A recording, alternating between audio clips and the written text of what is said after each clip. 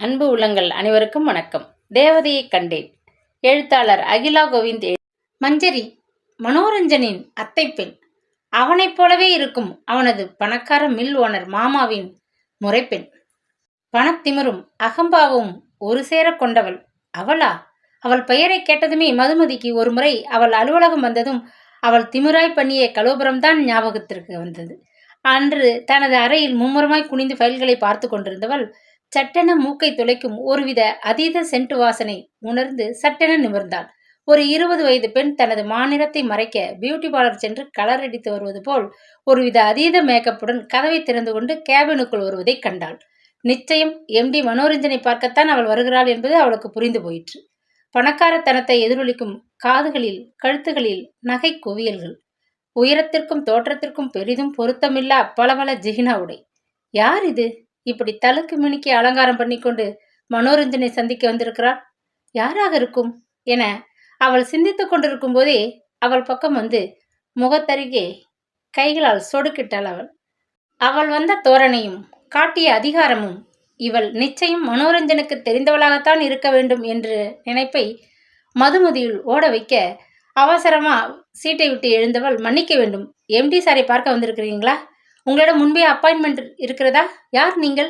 உங்கள் பெயரை சொல்கிறீர்களா என்றாள் உதவியாளினியாய் தன் கடமையை செய்வது போல். உன்னிடமெல்லாம் என் பெயரை சொல்ல வேண்டிய அவசியமில்லை என முகத்தில் அடிக்க பேசியவள் அதோடு நில்லாமல், நான் தான் மஞ்சரி, உன் எம்டியின் முறைப்பெண் மஞ்சரி என 1க்கு 2 தடவை தன் பெயரை உளறி தனது முட்டாள்தனத்தை காட்ட வந்த சிரிப்பை அடக்க மதுமதி சிரமப்பட்டாள். அதை கவனித்த அவள் மேலும் சினமாகி, என்ன இது இழிப்பு, எங்கே என் மனோ, அவர் ரூமை காட்டு என்று விரட்டியவள் அத்தோடு நில்லாமல், நான் நினைத்தால் இப்பொழுதே உன்னை டிஸ்மிஸ் செய்யும்படி மனோவிடம் சொல்லிவிடுவேன் என கைகளை உயர்த்தி மிரட்டவும் செய்தாள்.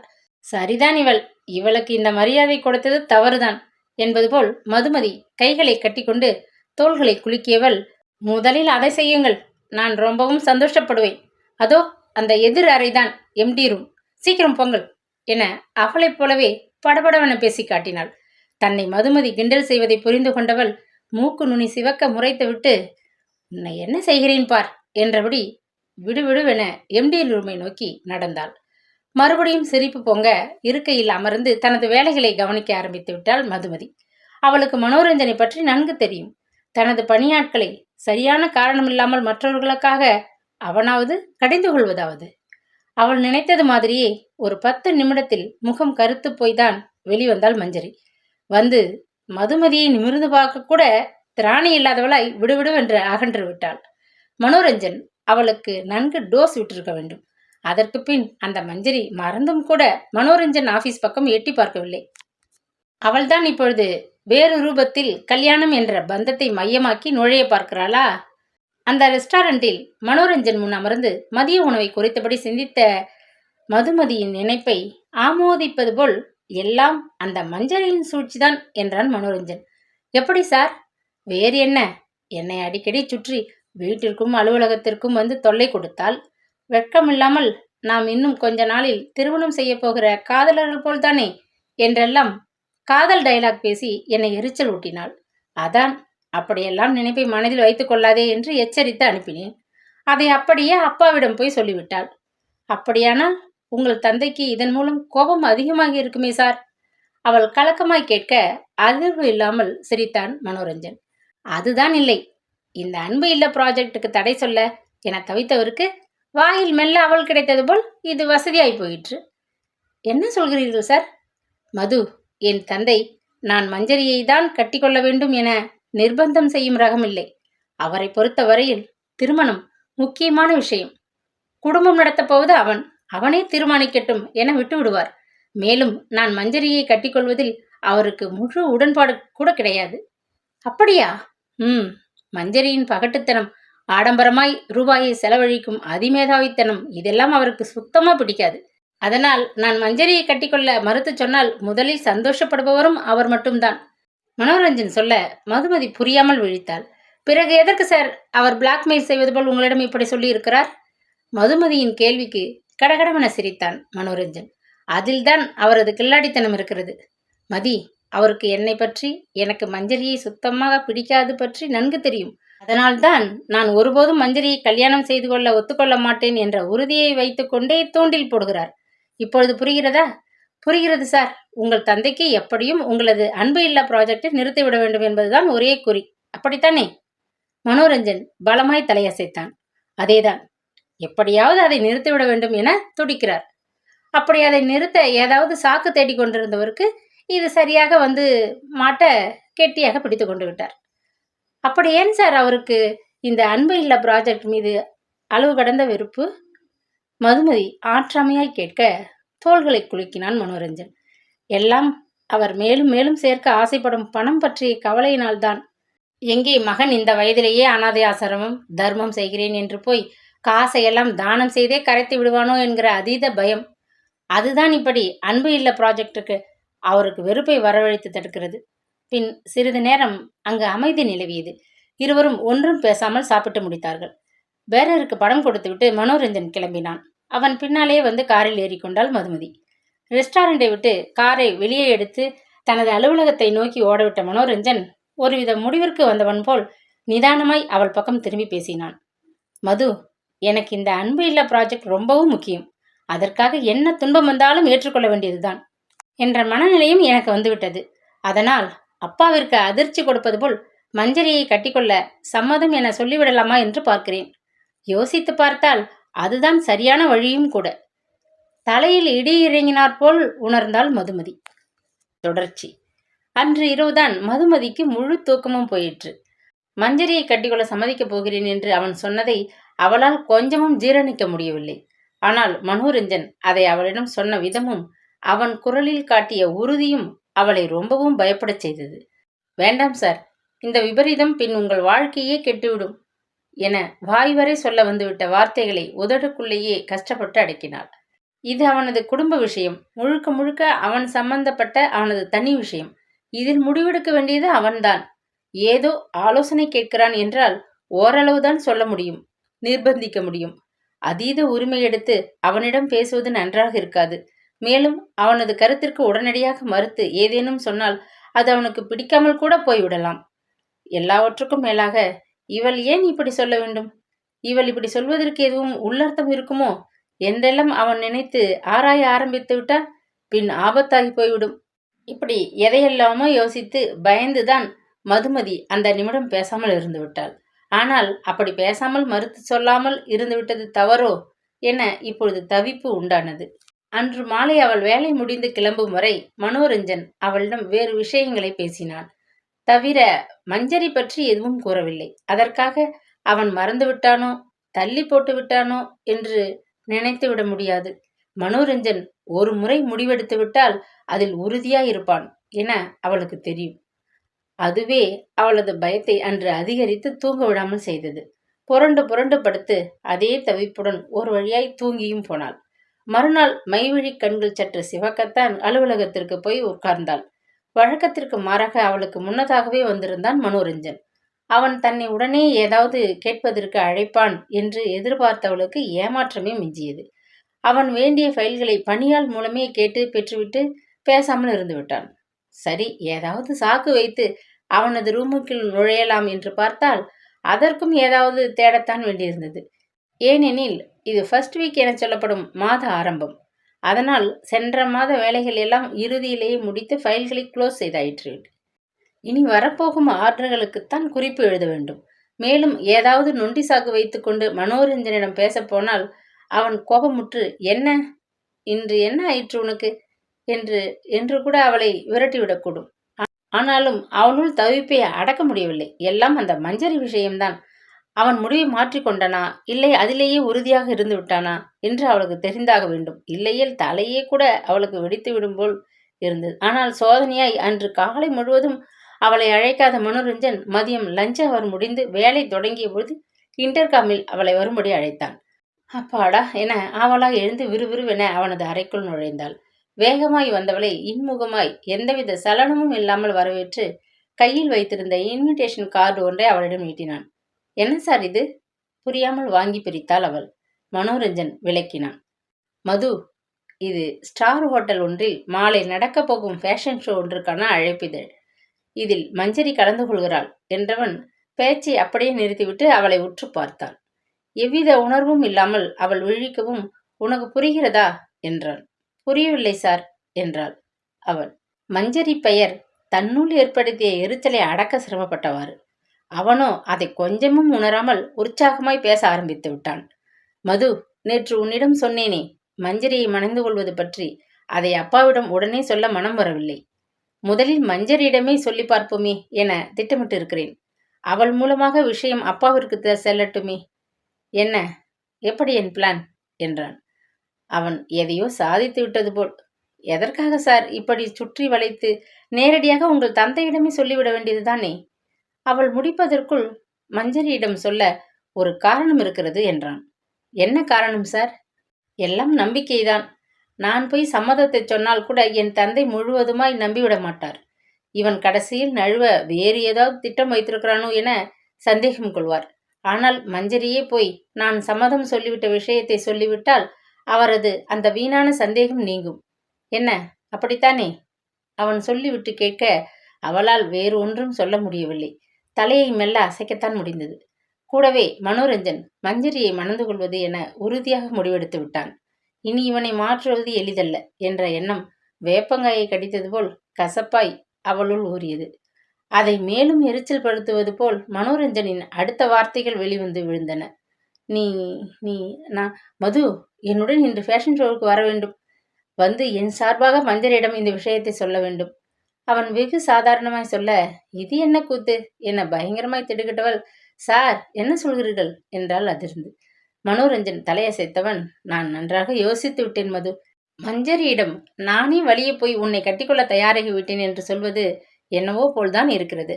அதனால் நீ உடன் வந்தால் என் வேலை எளிதாகிவிடும். என் பாஸ் மனம் மாறிவிட்டார், உங்களை கட்டிக்கொள்ள தயாராகிவிட்டார் என்ற ஒரு வார்த்தை அவளிடம் சொல்லிவிட்டால் எல்லாம் சுலுவாகிவிடும். அதனால் நீ வருகிறாய். மாலை 6 மணிக்கு ஃபங்க்ஷன். நானே உன்னை அழைத்து சென்றுவிட்டு முடிந்ததும் உன் வீட்டில் டிராப் செய்து விடுகிறேன் என முடிவெடுத்ததை உறுதிப்படுத்துவது போல் சொல்லியும் முடித்து விட்டான். மதுமதிக்கு வேறு வழி இல்லாமல் போயிற்று. மீண்டும் வேண்டா வெறுப்பாய் தலையாட்டி தன் சீட்டிற்கு வந்து தொப்பென விழுந்தாள். இது என்ன கன்றாவி என்று நினைத்தவாறு தலையில் கை வைத்து கொண்டாள். ஆனால் ஃபேஷன் ஷோவில் மஞ்சரியிடம் தானே வார்த்தைகளை மாற்றி ஒரு பெரிய பொய் ஒன்றை சொல்லப் போகிறோம் என்பதை அப்பொழுது அவள் கொஞ்சமும் உணரவில்லை. அலுவலக சிறிய ஒப்பனை அறை ஒன்றிலே லேசான பவுடர் டச்சப்புடன் வேறு வழி தோன்றாதவளாய் ஃபேஷன் ஷோவிற்கு கிளம்பிவிட்டாள் மதுமதி. தயாராய் கிளம்பிவிட்ட மனோரஞ்சனும் அவளை காரில் ஏற்றிக்கொண்டு வேகமாய் சாலைகளில் ஓடவிட்டான்.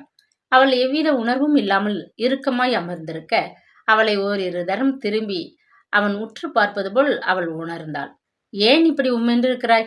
அவன் கேட்டு விடுவான் என்ற பயத்தில் வரவழைத்து கொண்ட வலிய புன்னகை ஒன்றை அவசரமாய் உதிரவிட்டாள். ஒன்றுமில்லை மது, நீ மட்டும் நடக்கும் இந்த ஃபேஷன் ஷோவில் கலந்து கொண்டால் உன்னைத்தான் பேரழகி என்று அவர்கள் தேர்ந்தெடுக்க வேண்டியிருக்கும். சாயமடித்து செயற்கை அலங்காரங்களுடன் நகைகளை மினுக்க முயலும் அந்த போலிகளின் முன் உன் எளிமையான அலங்காரமும் இயற்கையான அழகும் முதல் பரிசு தட்டிச் செல்ல வைத்துவிடும். இயல்பாக பேசுவது போலவே பேசி அவளுக்கு புகழாரம் சூட்டினான் அவன். ஆனால் அவள் அதையெல்லாம் ரசிக்கும் மனநிலையில்தான் இல்லையே. ஏன், இவன் இப்படி கூறுவது கூட அவனுக்கு தன் மூலமாக மஞ்சரியிடம் நடக்க வேண்டிய காரியத்திற்கான ஐசாக கூட இருக்கலாமே. அதனால அவன் சொன்னதற்கு எவ்வித பதிலும் கொடுக்காமல் மௌனித்தாள். ஆனால் அவனோ விடாது, என்ன மது, நான் சொல்வது சரிதானே என விடாப்பிடியாய் கேட்கவும், எனக்கு இது போன்ற ஷோக்களில் எல்லாம் ஆர்வம் கிடையாது என்று சமாளித்தாள். மேலும் 10 நிமிட பிரயாணத்திற்கு பின் ஃபேஷன் விழா நடக்கும் மெரிடியன் ஹோட்டலை அடைந்து விட்டார்கள். முதல் தள பிரிவில் ஃபேஷன் ஷோவிற்கான நிகழ்ச்சி நடந்து கொண்டிருந்தது. தளத்தில் நுழைந்ததும் அந்த பெரிய ஹாலின் ஓரமான இருக்கைகளையே தேடினான் மனோரஞ்சன். மஞ்சரிக்கு நாம் வந்திருப்பது தெரிய வேண்டாம், சர்ப்ரைஸாக இருக்கட்டும் என விளக்கமும் அளித்து சற்று இருட்டாக இருந்த பகுதியை தேர்ந்தெடுத்து அமர்ந்து கொண்டான். அந்த ஹாலில் ஒரு 100 பேராவது அமர்ந்திருக்கக்கூடும். எல்லோருமே பணக்காரத்தனம் நிறைந்த கார் பெண்மணிகள். விதவிதமான பளிர் உடைகளுடன் கழுத்து வலித்து போகும் அளவுக்கு நகை அலங்காரங்களும் அதை பறைசாற்றியது. ஃபேஷன் விழாவும் தொடங்கி ஸ்டேஜில் வரிசையாய் வண்ண வண்ண நாகரிக உடைகளில் யுவதிகள் தோன்றி கேட்வாக் நடத்தி காட்டி கைத்தட்டல்களை அள்ளி கொண்டிருந்தார்கள். நிகழ்ச்சி அறிவிப்பாளரின் குரலை உற்று கேட்ட மனோரஞ்சன், பெயர் வரிசைப்படிதான் ஷோ நடக்கிறது. மஞ்சரி இனிமேல் தான் ஸ்டேஜில் வரப்போகிறாள். நாம் சரியான நேரத்திற்கு வந்துவிட்டோம் என்றான். உடம்பை எரிவது போலான பெரும் எரிச்சல் ஒன்று என்ன என்பதை அன்றுதான் அவளால் உணர முடிந்தது. ஆயினும் மனோரஞ்சன் முன் அவளால் எதையும் காட்டிக்கொள்ள முடியவில்லை. ஆனாலும் அவளுள் உள்ளுக்குள் பீரிடும் ஆத்திரத்தையும் அடக்க முடியவில்லை. செருப்பு சரியில்லை என்பதற்காக காலையே வெட்டுவது போல் அல்லவா இவனது செய்கை இருக்கிறது. அன்பு இல்ல ப்ராஜெக்டுக்காக இந்த ஆணவம் பிடித்த அவனுக்கு பிடிக்காத மஞ்சரியை கட்டிக்கொண்டு தனது மொத்த குடும்ப வாழ்க்கையும் பலி கொடுக்க துணிந்து விட்டானே, என்ன ஒரு பைத்தியக்காரத்தனம்!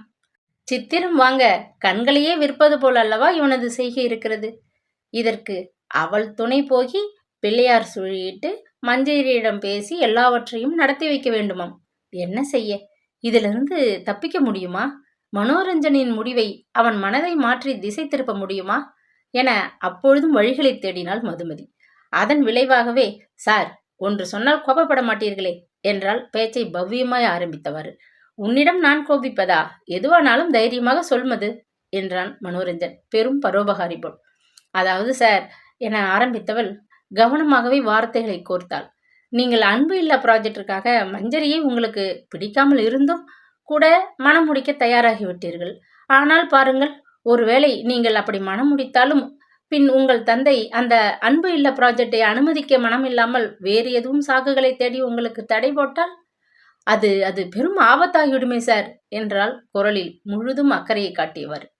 ஆனால் அவள் சொன்ன விஷயத்திற்கு கொஞ்சம் கூட சிந்தித்து பார்க்காமல் பதிலாய் கடகனவென ஒரு சிரிப்பை உதிர்த்தவன், நீ கேட்பது புத்திசாலித்தனமான கேள்விதான். என் தந்தை அப்படி ஏதாவது காரணம் தேடி நழுவக்கூடியவர்தான். ஆனால் என்ன, என் தாய் முன்னிலையில் மருமகளாகிவிடும் மஞ்சரியை வைத்துக்கொண்டு சத்தியம் வாங்காத குறையாய் அவரிடம் உறுதியை வாங்கிவிடுவேனே. அப்படி நான் வாங்கிவிட்டால் அவரால் சொன்ன வார்த்தையிலிருந்து பின்வாங்க முடியாது. நான் எப்படியும் ஜெயித்து விடுவேன் என்றான் மாறுதட்டாத குறையாய். மதுமதிக்கு அவனையும் அவன் சொன்ன விதத்தையும் பார்த்ததையும் எரிச்சலாய்தான் வந்தது. இவ்வளவு பெரிய முட்டாளாய் இருக்கிறானே! அன்பு இல்லம் ஆரம்பிப்பதற்கு தன் மொத்த வாழ்க்கையை தொலைக்க நினைக்கும் இவன் சந்தேகமில்லாமல் கண்களை விற்று சித்திரம் வாங்கும் கேஸ்தான். இவனை திருத்துவது முடியாத காரியம்தான். சலிப்பு பொங்க அந்த முடிவிற்கு வந்தாள் மதுமதி. அந்த எரிச்சலான சோர்வில் முகத்தை மடியில் புதைக்காத குறையாய் குனிய வைத்துக் கொண்டாள் அவள். ஆனால் மனோரஞ்சனோ நேராய் ஃபேஷன் ஷோவின் ஸ்டேஜை பார்த்து கொண்டிருந்தவன் முகம் பிரகாசமாக சட்டென உற்சாகமாகிவிட்டான். அதோ பார் மஞ்சரி ஸ்டேஜில் வந்துவிட்டாள் என்றான் உரத்த குரலில். மதுமதி நிமிர்ந்தாள். முட்டி வரையுமே உள்ள மினிஸ்கர்ட்டும் இறுக்கமான மேல் பனியனுமாய் மஞ்சரி மேடையில் வண்ண விளக்குகளிடையே தோன்றி கேட்வாக்கை நடக்க ஆரம்பித்தாள். இதில் தலையில் ஜீனா துப்பி வேறு. கால்களை அகட்டி அவள் நடந்ததும் உடம்பில் நெளிவுகளையும் சுளிப்புகளையும் அவள் செய்த விதமும் நிச்சயம் ரசிக்கும்படியாக இல்லை. ஆனால் அதை மனோரஞ்சன் ரசித்தான், அல்லது ரசிப்பது போன்ற பாவனையை காட்டினான் என்று சொல்ல வேண்டும். இவ்வளவு பெரிய விழாவில் இத்தனை பேர் முன் அவள் மேடையில் தோன்றுவதே ஒரு சிறப்புதான் என தனக்கு தோன்றிய புகழாரத்தை சூட்டியபடி மதுமதியை பார்த்தான். அவன் பேச்சில் மறுபடியும் எரிச்சலானவள் அதற்கு அவனுக்கு ஒரு குட்டு வைப்பது போல், ஆனால் மற்ற போற்றியாளர்கள் முன் மஞ்சரி வெற்றி பெறுவது, முதல் பரிசை பெறுவது கடினம் என்றே தோன்றுகிறது சார் என்றாள். ஆனால் அதற்கும் மறுக்காமல் தலையசைத்தான் மனோரஞ்சன். நீ சொல்வது உண்மைதான். முதல் பரிசு மஞ்சரிக்கு கிடைக்காது. அவள் அதற்கு ஆசைப்படுவதும் கிடையாது. அவளை பொறுத்தவரையில் ஃபேஷன் ஷோவில் கலந்து கொள்ள வேண்டும். அப்படி ஒரு மாடலிங் கிறுக்கு அவள் என அவன் முடிக்க, மாடலின் கிறுக்கு அல்ல, சரியான கிறுக்கு என்று உள்ளுக்குள் சொல்லி அமைதியானாள் மதுமதி. அதற்கு பின் ஒரு 10 நிமிடங்களில் ஃபேஷன் ஷோவை முடிந்துவிட்டது. எல்லோரும் கலைந்து போக ஆரம்பித்தனர். மனோரஞ்சன் மதுமதியை கூட்டிக் கொண்டு தளத்தின் பிரதான ஒப்பனை அறை பக்கம் போனான். மது, இங்க உள்ள விசிட்டர் ஹாலில் அமர்ந்து மஞ்சரியை அழைத்து நான் சொன்ன விஷயத்தை எப்படியும் பேசிவிடு. சரியாக ஒரு 10 நிமிடத்தில் நான் திரும்பவும் இங்கு வந்து மஞ்சரிக்கு இன்ப அதிர்ச்சி கொடுத்து விஷயத்தை உறுதி செய்து விடுகிறேன் என தான் போட்டிருக்கும் சஸ்பென்ஸ் பிளானை விளக்கினான் மனோரஞ்சன். மதுமதியால் அவன் சொன்னதற்கு பலியாடு போல தலையாட்டத்தான் முடிந்தது.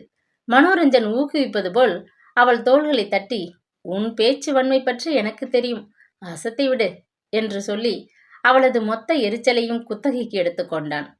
அவன் சென்றதும் அந்த விசிட்டர் ஹாலில் மஞ்சரியை சந்திக்க காத்திருப்பதாய் பணியாளர் ஒருவரிடம் தகவல் சொல்லி அனுப்பிவிட்டு இருக்கையில் காத்திருந்தாள். இன்னும் சில நொடிகளில் மஞ்சரி வந்து விடுவாள். அவளிடம் என்ன பேச?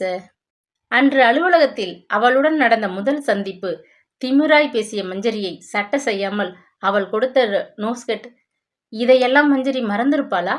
மேலும் அவளது கனத்த உருவமும் ஆங்காரமான குணமும் இவளை போய் கட்டிக்கொள்ள தேர்ந்தெடுத்து விட்டானே இந்த மனோரஞ்சன்.